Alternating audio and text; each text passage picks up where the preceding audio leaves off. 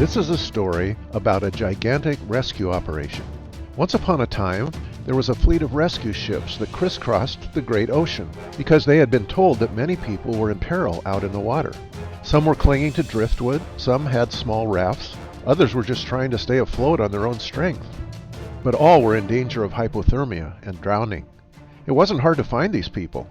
Whichever direction you looked from the deck of the ship, you could see some of them in the water. The rescue ship would maneuver close to the endangered person in the water, throw them a life preserver, and haul them onto the ship. After catching their breath and getting their bearings, the new arrival would often expect to be taken care of, perhaps play some shuffleboard on the deck of the ship, lounge in a deck chair, be fed some hearty meals, and perhaps gather occasionally with other rescued people to exult in their rescue and swap stories. But soon, a crew member would brief them.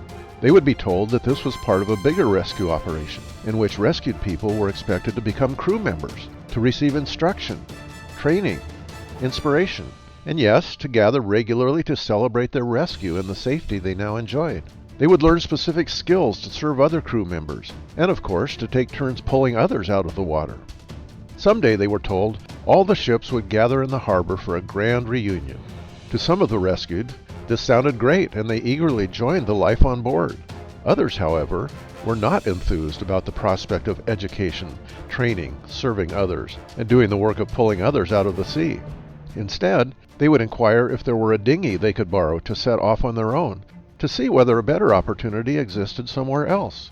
Their requests would be cheerfully granted, with a friendly farewell, but also with the hope that if they encountered disaster again, they might be rescued and make a different decision. Meanwhile, some crew members grew old and aged out, and they would be ferried back to the harbor, where they would receive a warm welcome and wait with the king and all the other former crew members until the final reunion. Finally, one day the signal went out to the entire fleet, summoning them all into the harbor, where they were met by a huge crowd of former crew members, along with their greatly loved king. There was much hugging, laughing, crying, introductions, and story swapping. They all sat down to a grand feast that went on for days, presided over by the great king.